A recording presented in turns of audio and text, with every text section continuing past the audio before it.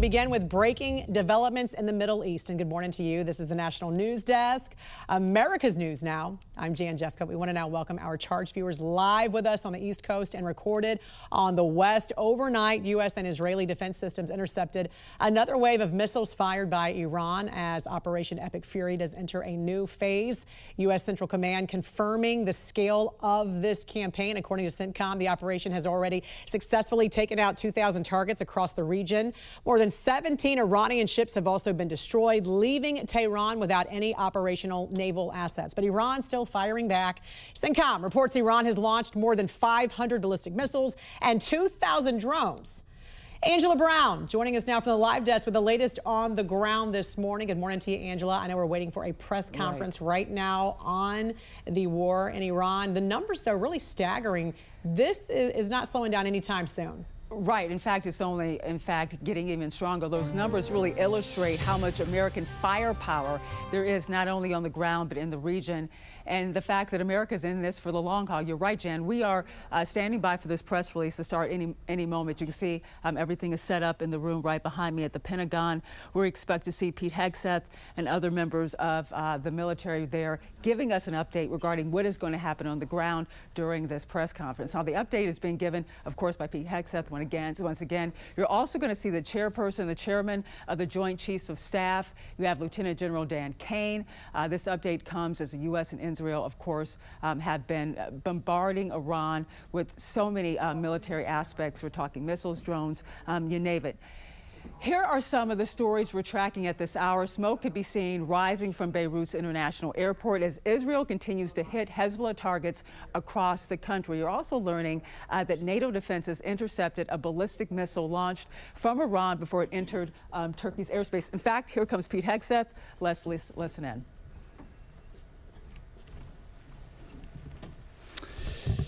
Well, good morning. I stand before you today with one unmistakable message about Operation Epic Fury. America is winning, decisively, devastatingly, and without mercy. Under the direct command of President Trump, the War Department unleashed this operation early Saturday morning, just 4 days ago, which means we need to remember two things. First, we are only 4 days into this. Metrics are shifting, dust is settling, and more forces are arriving. It's very early, and as President Trump has said, we will take all the time we need to make sure that we succeed.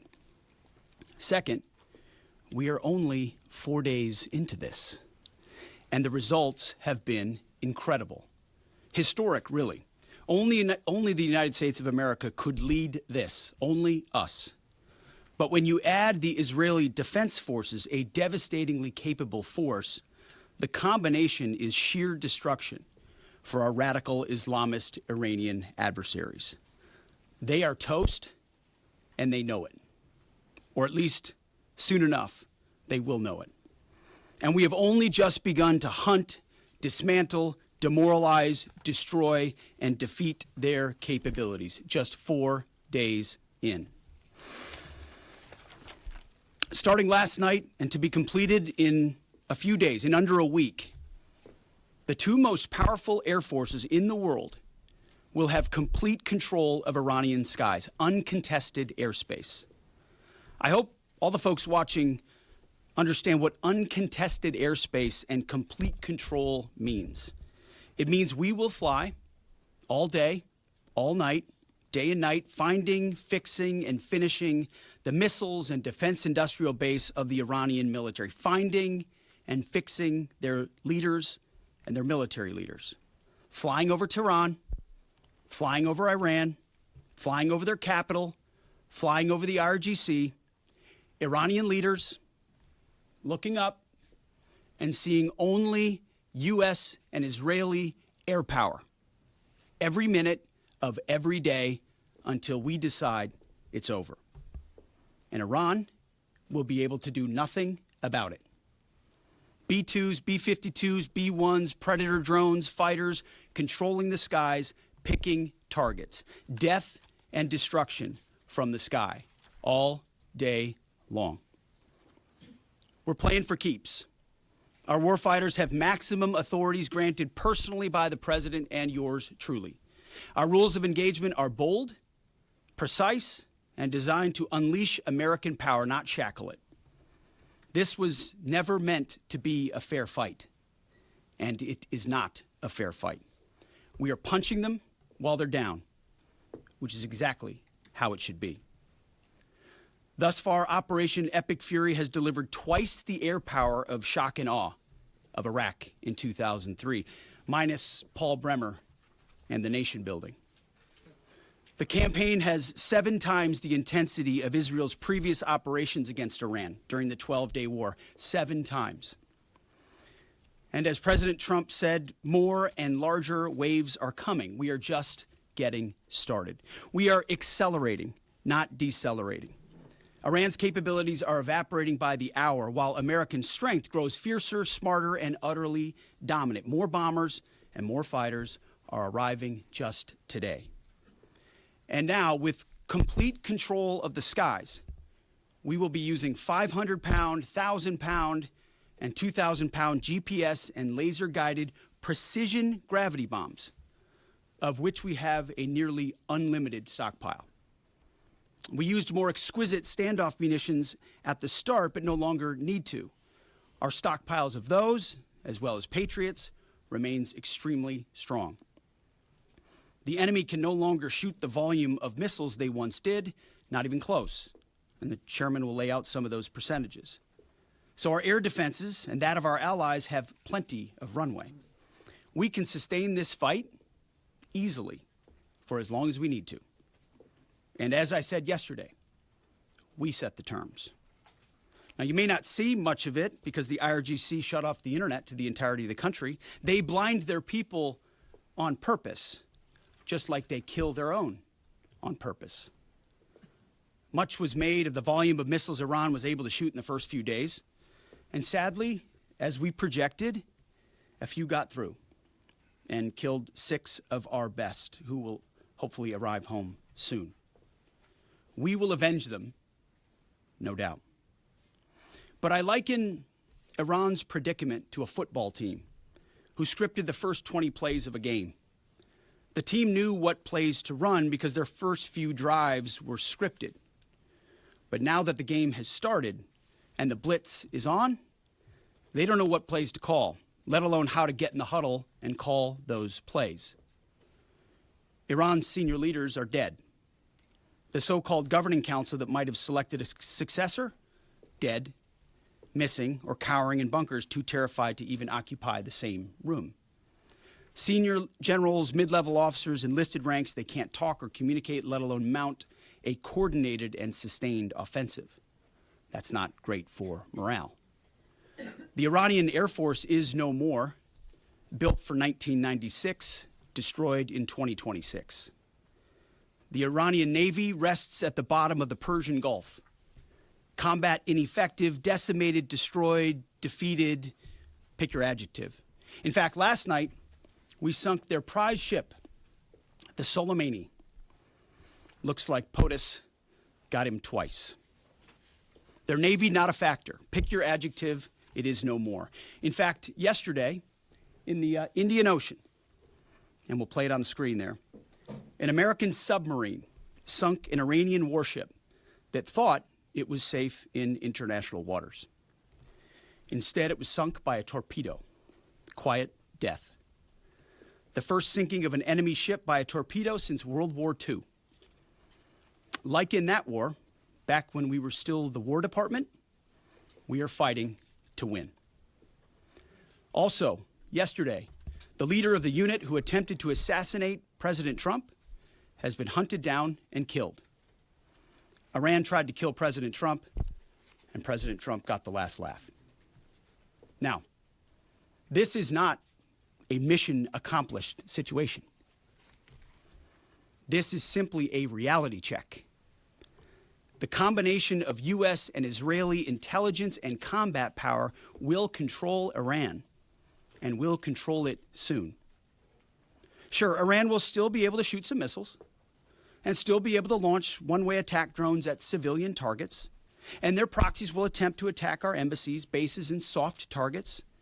They are terrorists, after all, and they need to target civilians because they can't fight toe-to-toe. But we will find them, and we will kill them.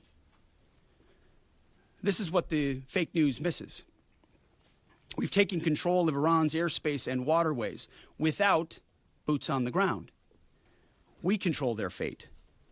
But when a few drones get through or tragic things happen, it's front page news.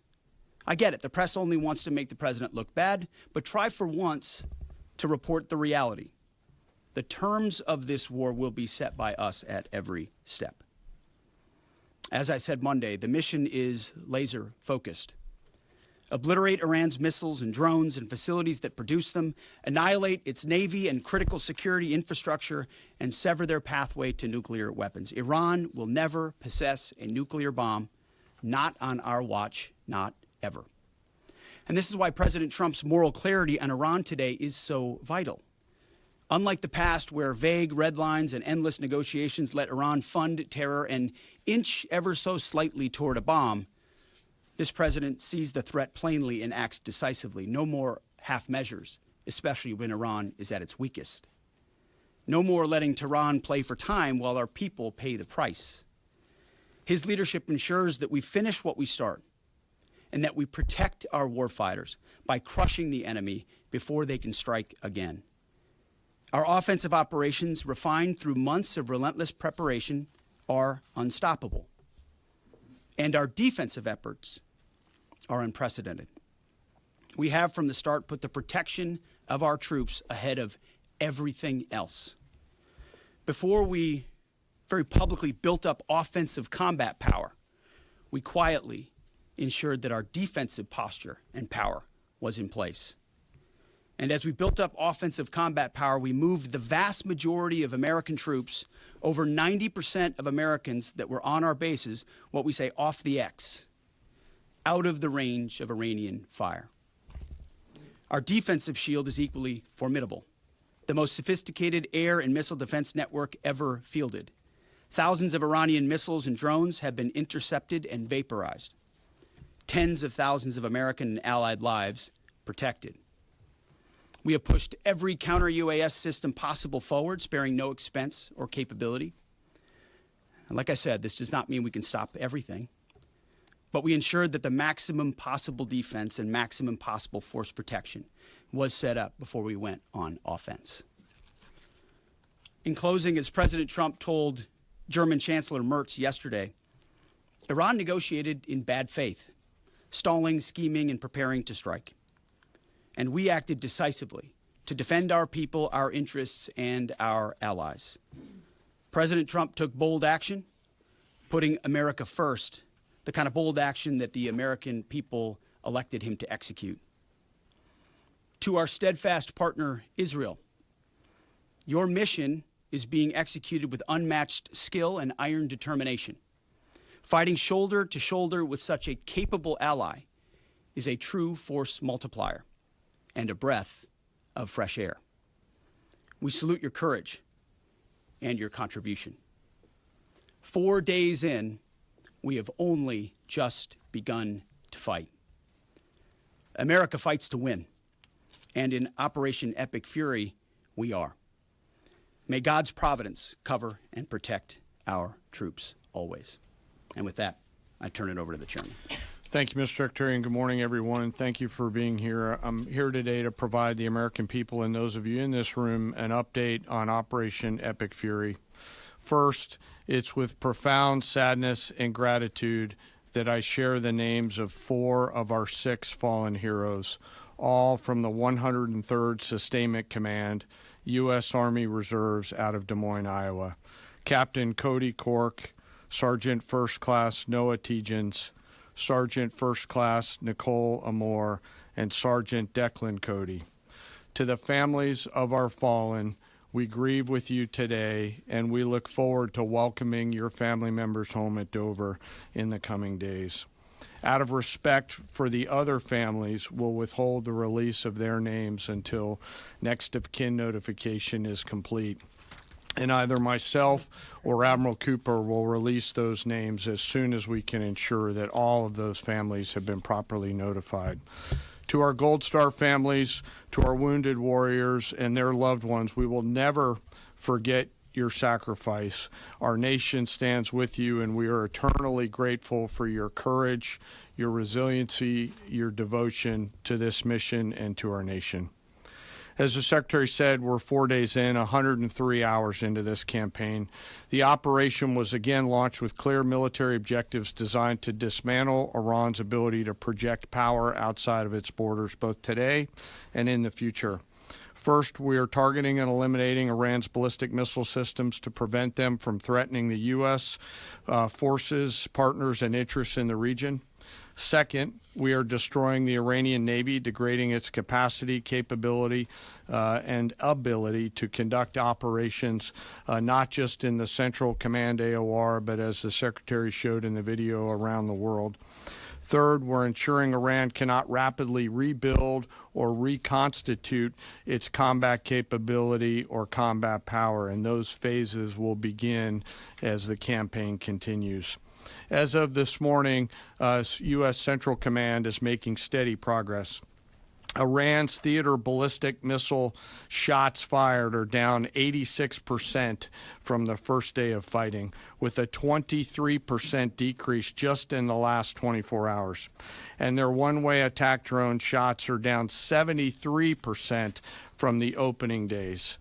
This progress has allowed CENTCOM to establish localized air superiority across the southern flank of the Iranian coast and penetrate their defenses with overwhelming precision and firepower. We will now begin to expand inland, striking progressively deeper into Iranian territory and creating additional freedom of maneuver for U.S. forces. Let me explain a little bit about how we're thinking about staying ahead of the enemy. First, over the past several weeks, Admiral Cooper and the CENTCOM team have refined their operational approach to the region. Their planners identified key centers of gravity that would allow Iran to project power outside of its borders. They thought about how to isolate critical vulnerabilities and determined where, with precision, the greatest strategic effect could be achieved. As a result of this, CENTCOM is now shifting in day 4 already from large deliberate strike packages using standoff munitions at range outside an enemy's ability to shoot at us, now into stand-in precision strikes overhead Iran. As the Secretary said, this is a point of munitions transition from standoff munitions to stand-in munitions like joint direct attack munitions, which are GPS-aided free-fall weapons, and other things like Hellfires, etc. This will allow the joint force to deliver significantly increased precision effects on the target. The throttle is coming up, as the Secretary said, as opposed to ramping down. This will allow us to maintain consistent pressure on the adversary over the coming days, disrupt their launch timelines, and impose cost every day around the clock. I know there have been a lot of questions about munitions. We have sufficient precision munitions for the task at hand, both on the offense and defense. But I want to tell you, teammates, as a matter of practice, I don't want to be talking about quantities. And I know there's been a great debate about that, and I appreciate the interest, but just know that we consider that an operational security matter. Let me flip to the map here. Hopefully I don't kill anybody with a laser pointer.